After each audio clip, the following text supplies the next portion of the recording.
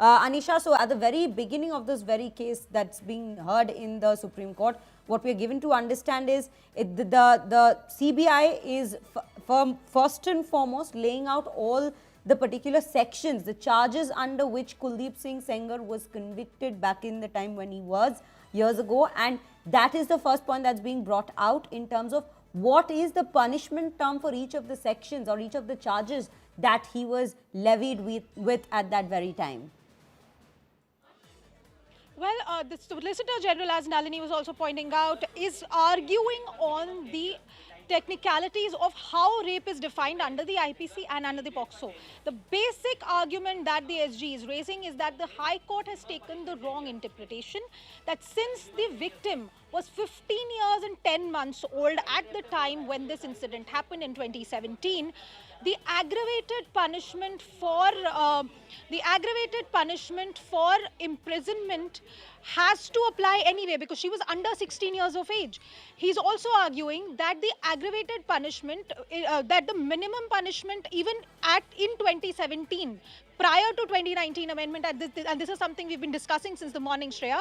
is that the minimum punishment may have been 10 years, but the maximum punishment anyway was life imprisonment. The only debate that could have been is that after 2019, how life imprisonment was defined is till the end of the biological life, which is till your last breath. And therefore, this kind of wrong interpretation should not have been given by the High Court. That is what the Solicitor General is saying, that he was already convicted under 376 2I, which is rape of a child under 16 years old, which is already something that carries the aggravated punishment. So the Solicitor General for the CBI effectively arguing that that is already an independent offence under which he's already been convicted. He should not have been given any kind of relief whatsoever. And as Nalini was also saying, the entire argument right now as we speak, and my colleague Srishti is also sending us up the updates, that the argument with regard to POCSO and whether the so-called provision regarding public servant will apply or not is a secondary argument. There is already a secondary category of argument, the same offence under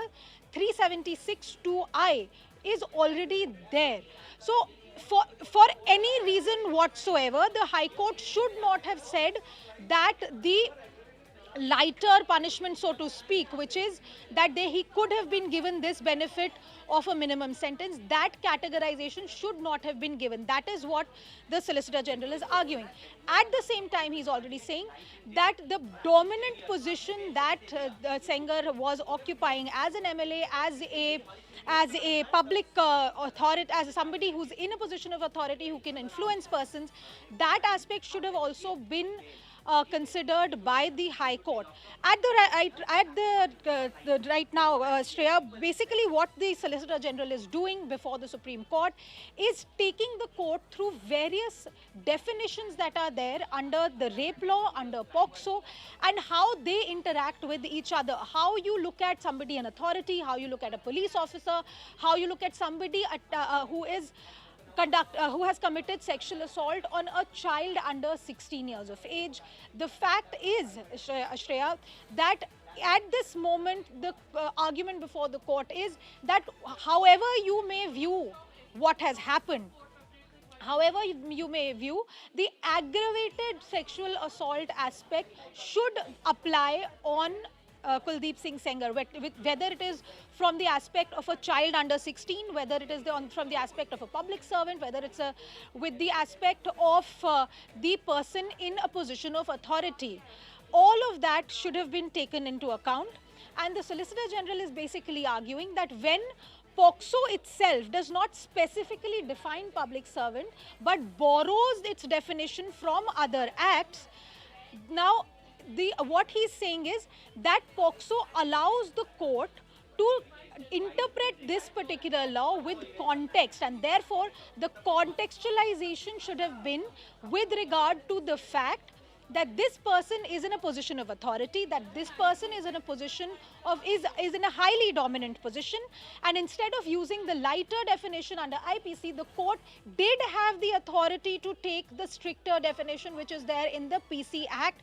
for a person who is a public servant, so to speak. The argument from the CBI effectively is that High Court should have used the broader definition, and even if they chose not to take the broader definition under POCSO, the IPC definition of rape of a child under age 16 already carries an aggravated sentence. So even so basically what the Solicitor General is arguing right now, Shreya, to put it very simply, the CBI is arguing whether you approach it from one side or the other, Sengar should not have been given the benefit of treating him as somebody who is not under the aggravated provisions. The court is hearing this argument, and in fact the CBI is saying that this kind of a lighter interpretation will send a very wrong the message. Also, the CBI is saying that this is creating a very incongruous position that a MP or an MLA who is in a highly dominant position